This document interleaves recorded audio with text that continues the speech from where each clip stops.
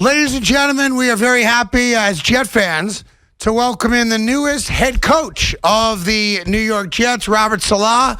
Robert, it's Craig Carton, Evan Roberts right here in New York City on the Fan. Congratulations and welcome, and thank you for joining us for a few minutes today. No, thank you, and thank you for having me. Yeah, well, so listen, a couple things right out of the gate. We got to talk about this slogan of all gas, no brakes, because a couple of our listeners sent us video of Coach LaFleur in Green Bay running up and down the sidelines yelling, all gas, no brakes. Are we taking ownership of that?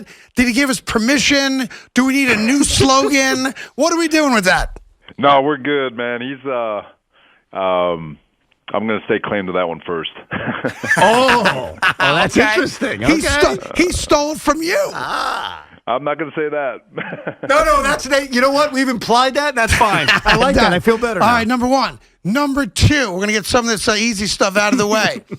Have the New York Jets considered hiring a sideline guy whose only job is holding you back?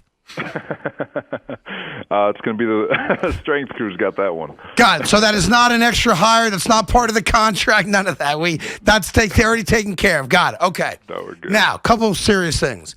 When you left the Jet facility, whatever it was, a week or so ago, and got in your car, and we were told that you were driving down to Philly to meet with the Eagles, I walk Jet fans through that drive and what you were processing, having had the Zoom call and then met face-to-face with Christopher Johnson and Joe Douglas and Jaime and the other members of the Jet executive team, not having an offer yet in your pocket and going to meet another prospective suitor. What went through your head on that drive? You know, the meetings went so well. They really did. I don't know if I'll speak for them, but my appreciation for them and my desire to be here only grew stronger. But at the same time, I couldn't help but appreciate the fact, knowing that it went so well, that they still wanted to go through their process. They still wanted to finish off and make sure they were doing things the right way. They still wanted to go through and collaborate and communicate at which they planned from the beginning. There was no emotional decisions made. They didn't jump the gun. They wanted to go through their process, which spoke volumes to me, with the fact that emotional decisions won't be made.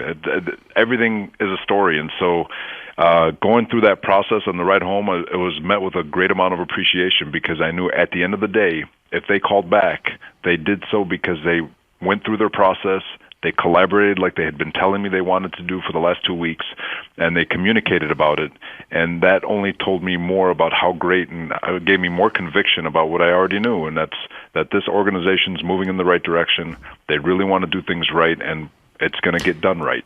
Coach, for a lot of Jet fans, myself included, and we want to change when I say this, we always expect the worst. So when you are the hot coaching candidate, and you're meeting with the New York Jets, you're meeting with a lot of teams, talking to a lot of teams, I wasn't the only one that said he's not going to pick us, because we're not used to that. We're not used to getting things that we want. Why? What happened that made this job and made you say yes to us? Because that's something we're not used to being happy. And you may start to get used to that over the next few weeks and months as you meet Jet fans. But what made this the job you wanted above anyone else? You know, I alluded to it earlier.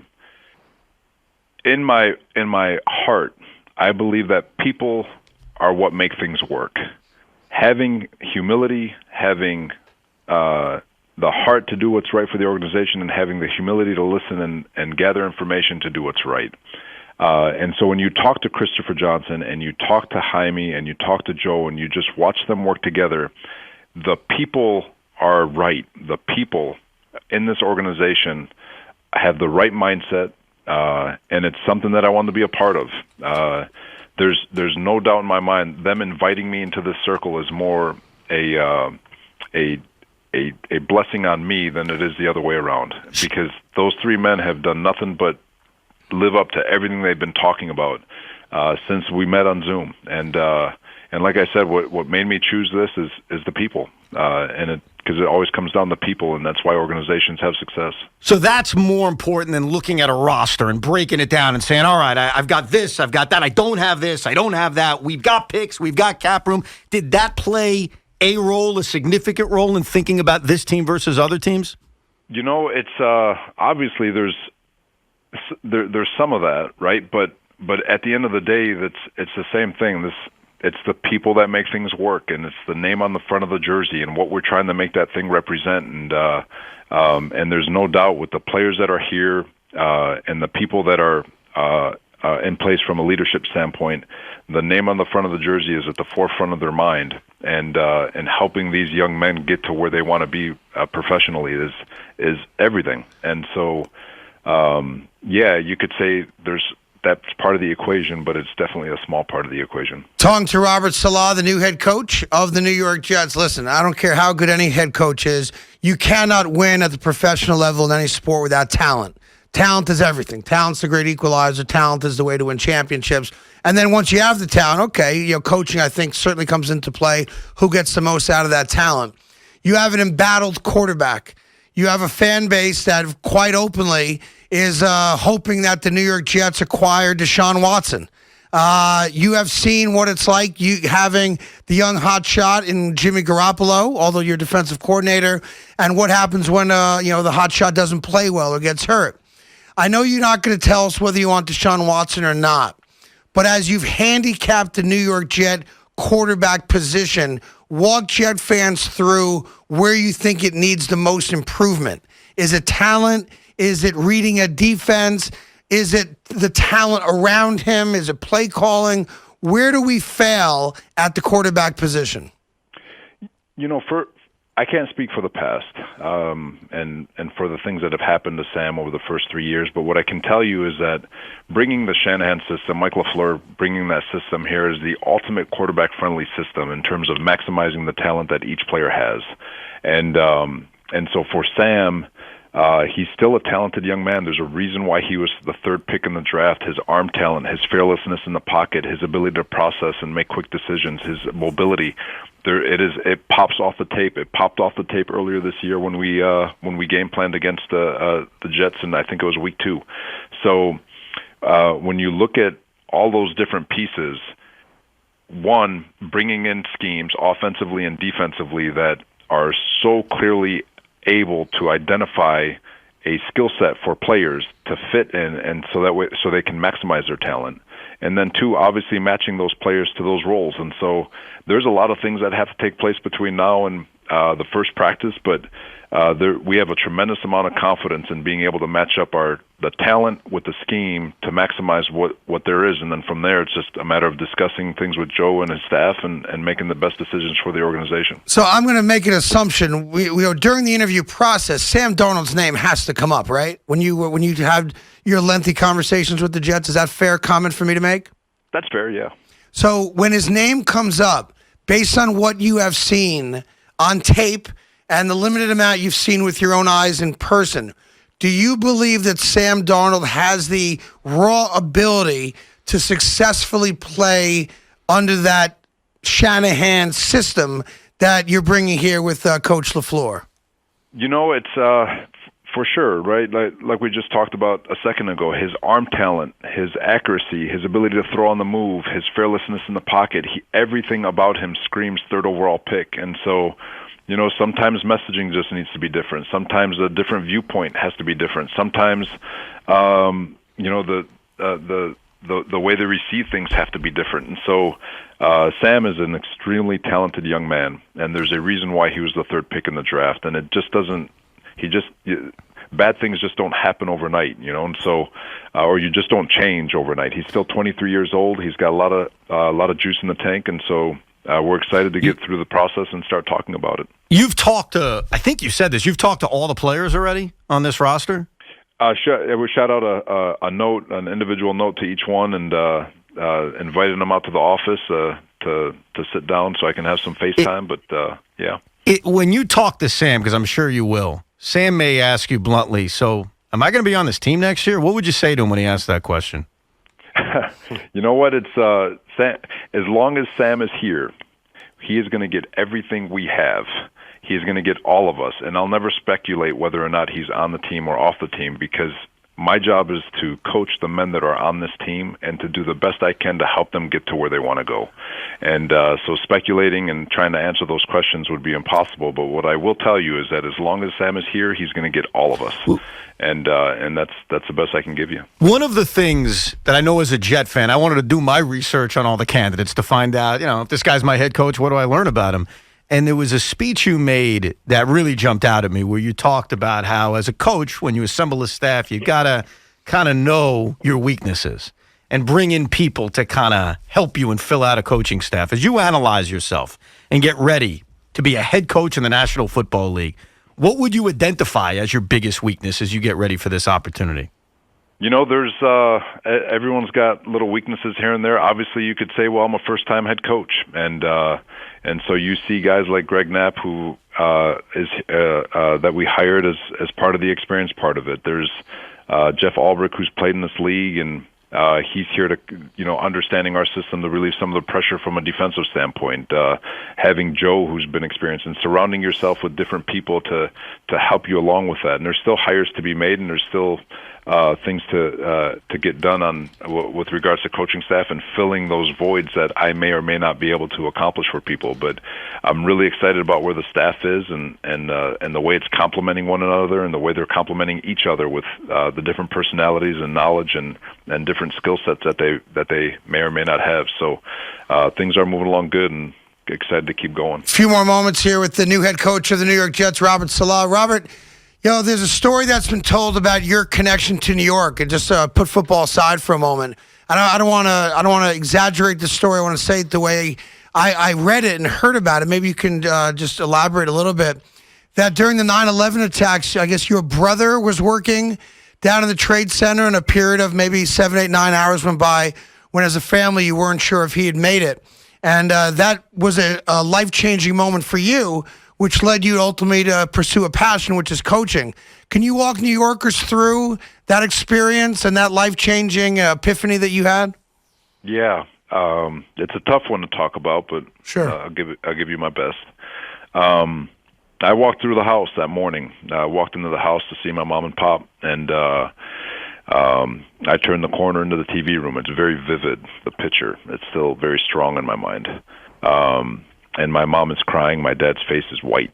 And I'm asked what's going on. I know my brother's in New York. I don't know where, but I just know he's there. And my mom is explaining to me, and as she's talking, the second plane hits the tower. And if I ever wanted to see what my mother looked like if she had lost one of us, that was that moment. For all intents and purposes, he was gone. Now, thankfully, after many hours, he ended up calling in and letting us know he was all right. But through tragedy and his experience, it gave me the opportunity to self-reflect, to realize that I was not doing what I wanted to do, and that life was way too short to sit in a cubicle and not pursue my passion. And that's what led me to coaching. Wow. I mean, I had goosebumps just hearing that. Obviously, as New Yorkers, we live that and we get it. It means a lot to us. We have similar experiences.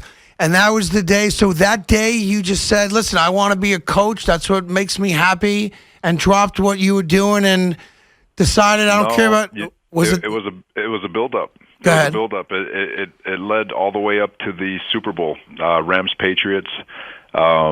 It was the Monday after. I'm sitting down in my cubicle, and I broke down. I lost it, and I left work. Just tears coming down my eyes because I wasn't where I was supposed to be, and I knew it. And, wow. And so and that's where it all started. Well, let this sink in. You're going to make your NFL coaching debut the day after the 20-year anniversary of, for a lot of us, the most horrific day in American history, and you're going to be in this town. So it's amazing how life works, that 20 years later, the following day, you're going to coach in the National Football League. As the 20th head coach of the New York Jets. Wow. As the 20th head coach of the New York Jets. We're supposed to be here. It'd be great if, COVID aside, if your brother can be there for that moment, wouldn't it? Oh, yeah. Hopefully COVID resides, and excited about all the vaccinations and people getting their shots, and hopefully we can get back to normalcy. Has he already asked you for a ticket? Oh, he's got carte blanche, man. There you go. On a lighter note, we have a wonderful caller. His name is Matthias on Long Island. Matthias on Long Island. He wants to know: Are you used to the fact by now that everyone likes to comment on how attractive you are and your beautiful bald head? Like, is that something you're now used to, Coach? I don't know about all that one. I don't have social media or internet, so the only one who tells me that I'm good looking is my wife, but sometimes I think she's lying. She's the only one that matters, though. Exactly. Listen, have you ever met Vin Diesel? Nope, never met him. And final thing before we let you go, it used to be a regular question on our show. We need to know how much you're bench pressing these days. Max 1 rep. I got to get back in the weight room. So Mike LaFleur gave me some crap about the way I'm looking. So I'm going to hit it back on Monday. It's been a long couple of months, but ask me right before the season. I should be in. Well, let's say historically, what was like when you were in your fittest and in your prime, prowling the sideline, let's say for the Niners, and you were challenging the other guys to a bench press contest. What was your max 1 rep? I never competed with anyone, but I got 27. At 2 1/4, right? Yep. See, I told you. That's damn impressive. 27 reps at 2 1/4 for our head coach, which is why when you got the job, the first thing I said was, my head coach can kick your head coach's butt. What's the plan, again, with respect to COVID? I know you have a family and you have kids, and your wife's home right now, and the kids are all excited. Is there a plan yet for when you'll be moving east and setting up shop over there in Florham Park and getting going, or is everything still going to be remote because of COVID? So you're going to learn this about me very quickly, that I'm very, very strong with my family, and so they're actually here now. My wife is picking a house, and my hope is that they're here by the end of February. Wow. Oh, that's great. That's great. Great. Yeah. Good for you. Well, listen, congratulations on the job. We obviously, we kind of view these things like whoever gets the job, we root for them. We want them to be successful. We happen to be fans. And I think if the first couple moments for you as the New York Jet head coach or any indication of how things are going to go, I do believe we're in good hands. And we wish you the best luck and hope that you're here for a long time. No, thank you guys. I really appreciate this, and I can't wait to speak to you guys more and see you all in person. Listen, that's going to happen. Yes. You may not feel that way in a couple months, but it's going to happen. No, that's okay. That's okay. Listen, I only live 20 minutes from the facility, so I may just stop by, check in, see what's going on, make sure you're there at 6 o'clock in the morning. Come on by. You'll be there by 5 in the morning. What are you talking about? All right, Robert. Good luck. I channel someone near and dear to my heart when I say this. It's been 52 years. Let you be the one to bring it home, because for this fan base, it will be the biggest thing in the world. It's been a long time, so get it done. God willing. Indeed. There you go. Thank you, Coach. Thank you. Appreciate it, Robert. Be well. There you go. Robert Saleh, the new head coach of the New York Jets. That story about 9/11, I mean, it's powerful as all hell. It's scary because I think all of us listening, if you remember it, we all remember that day. It brings you back to that day and how we all had that fear in a way. But it changed the man's life. 20th head coach, 20 years since it happened, and that's the moment that led him into coaching. And pretty good. It led him to, I want to do what I love to do. And look, he's at the ultimate. He's a head coach of the National Football League. It really is a remarkable story, and that he gets to be that in this town.